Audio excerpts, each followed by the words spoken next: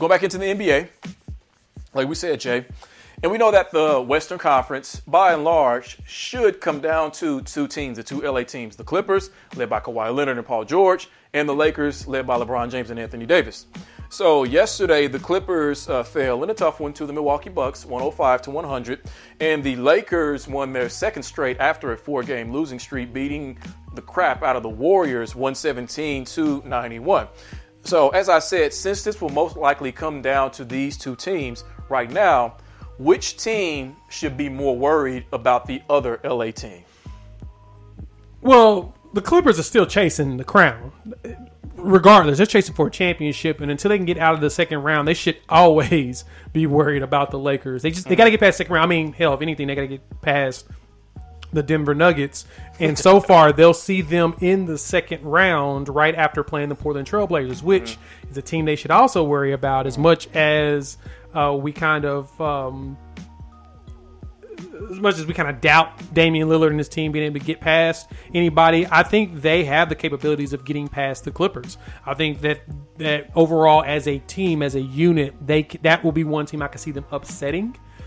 And so for the Clippers, they've got to figure that out. Now, that loss to Milwaukee wasn't a bad loss. No. It was a pretty close game. No. And they had got Drew Holiday back in that game, correct? Was Drew Holiday playing in that game, or is he coming back this week? Seeing him. I didn't get to watch it. DJ Augustine started in that game because I watched the first quarter. So he didn't play. Yeah, right. I didn't get a chance to watch it. But they played Giannis. And Giannis, they got their 5th straight victory. They're on a good run. Overall, the Clippers should still, of course, be watching the Lakers because that game isn't it. It's more so because the Lakers just won the championship. Period. That's the best thing I can say about all this. Until the Clippers can get past second round, they're not truly a threat to anybody. Okay. And I am a person, I need to see the results before I can really say, they could probably, they're built to do it, but they've got to execute on it, which they haven't done for me yet. Okay, so you feel like the Clippers should be more worried about the Lakers. Yes. And I do have a caveat to what I'm about to say, but I think that hilarious. I think that it's actually the Lakers. Yeah, who should be. I knew you were going to say that. More worried about the Clippers. You don't know why I knew you were going to say that? Why? Because you picked the Clippers to win the championship this year. That's it. You're sticking to that pick, and I get that you're sticking to that pick, and the reason you're sticking to that pick. But I can't agree with your pick because I need them to actually win something. That's fine. I did not factor that into answering this question for myself. The fact that I picked them to win the championship, I did. Subconsciously, I think either way, either of these teams can beat the other in 6 or 7 games. I truly believe that. Okay. Right? But I think that it is the Lakers who should be more worried about the Clippers. For one, the Lakers don't know what type of health they're going to have with Anthony Davis when that time comes, if he really even makes it that far. I hate to say it that way, but his health has been a worry of anyone who's watched him play for the last 3 to 4 to 5 years, long before he was an LA Laker. So I think that his health is a question mark. We won't see exactly where he's at probably until late March, early April, because they want to do the best they can to make sure he's 100%. So I think it's that. But I think the Clippers, they've got to be the hungrier team because they have more to prove and they have to avenge themselves. They have to get revenge, not so much against the Lakers because the Lakers weren't the ones who put them out, but just revenge for all the things that people said about them with how they lost and who they lost to. So I think that, when you take a hungrier team, when you take a team who probably feels like they really don't have much to lose, honestly, since people think they're the Clippers anyway, I think that they should be more worried about them. I think they're going to want it more than the Lakers. Well, here's the issue you have with your thought of they shouldn't be worried because they're the Clippers, blah, blah, blah. Kawhi Leonard's contract is up this year. As in, he can opt out. And if he opts out, that's a problem for the Clippers. Paul George did sign an extension. And them getting him to sign an extension, if you want me to be truly honest, and I mentioned this a few episodes when we first mentioned he got that, when I mentioned he got that extension. They got him on that contract so they can trade him if they need to. That's a more attractive contract to sell when you're trying to get another veteran into the house.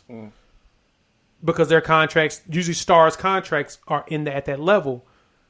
They're worried about Kawhi because Because Kawhi will opt out at the end of the season, guaranteed, and it may be to sign an even bigger contract because he'll be at the threshold to get the super max. That's why they need to be worried. That's why, if anything, the Clippers need to be worried about the Lakers, because if the Lakers knock them off or they get knocked off before getting to the Lakers again, Kawhi's not coming back. He's gone. There's no reason to go back. I mean, as much as you want to live in San Diego, why would you go back to a team that every year does not go far enough to win a championship? I feel like that's another reason why the Lakers should be worried about the Clippers, because everything you just said is true about the situation with Kawhi Leonard.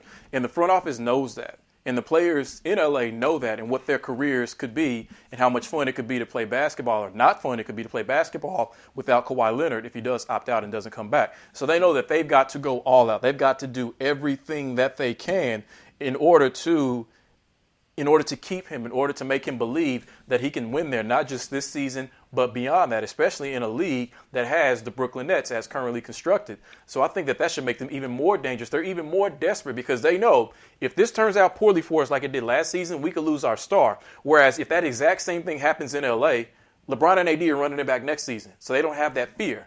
Fear is as powerful of a motivator almost as revenge is. And they have both. And so that's why the Lakers should be worried. And so is hope. But at the same time, there's no hope with the Clippers doing much of anything because they're the Clippers. But outside of that, even add to that portion of it, is I get that they're terrified of losing Kawhi Leonard, and that should be a motivating factor. You know what the thing that doesn't really motivating for Kawhi Leonard staying there? What? They have no draft capital. They have nothing. So you can't trade draft picks unless you trade on draft day on the years that you're going to swap. Right. They don't have anything that's appealing to anybody besides the players on their roster. So they're going to have to find a way to attract free agents there. And to be quite honest, who's truly it's LA. And Steve Ballmer's actually a cool owner. I like Steve Ballmer. He's a weirdo and he's super goofy, but at the same time, he's worth $90 billion. So the one thing you never have to worry about is finances when it comes to this owner or them trying to be cheap. He's willing to spend a lot and be as far in the luxury tax as possible. They also don't have any capital to trade for anything. They have nothing. They have nothing appealing besides players that they would have to get rid of. Right. So right now, they've pushed all their chips to the middle of the table. Yes. That makes them even more dangerous. I mean, it can, but it can, but it can. You're not wrong on that assessment.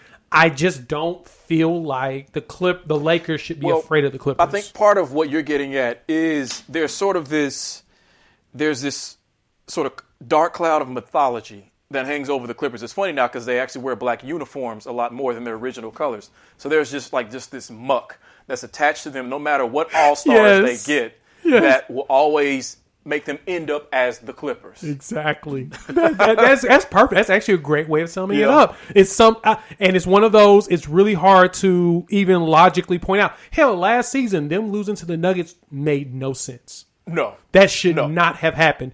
Giving Kawhi 15-point leads in, three games in a row. Exactly. Kawhi and Paul George basically scoring 2 points in the second half of a game combined. It makes no sense. And so the best way of putting it is, like you said, there's some sort of muck. There's some sort of cloud over this organization. And to me, the Lakers looking at them like, we are the prize organization.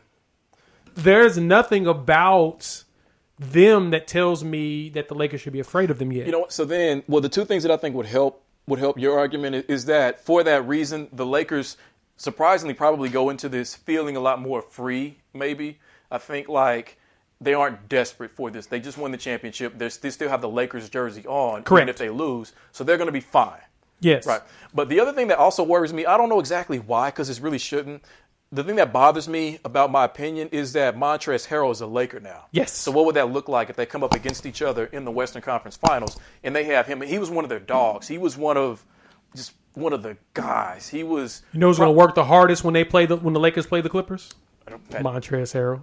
Yeah. I promise you he's going to hustle it out there. Hurts. That hurts. Oh, it hurts a lot. That hurts. Hurts a lot. And don't get me wrong, I like the Clippers as a setup. It's just something about that aura. They're not going to go anywhere. But I still think at the same time, though, that same Montrezl Harrell piece could motivate them because there's Judas over there wearing the Lakers jersey. He abandoned us. We have to get him. Right? Not like hurt him, but we've got to defeat this team. We have to do everything we can to prove that he made the wrong decision. Yeah, maybe. They got to play. The NBA needs these two teams to play in the Western Conference Final. I mean, can you think of a conference championship that would be this big or this spectacular? Because normally we have to wait to the finals to get something like that. But I can't think of... the unfortunate thing is this is everybody's NBA Finals. This is what it's been so far. And last year was the big disappointment that we did not get that because they couldn't get where they needed to be.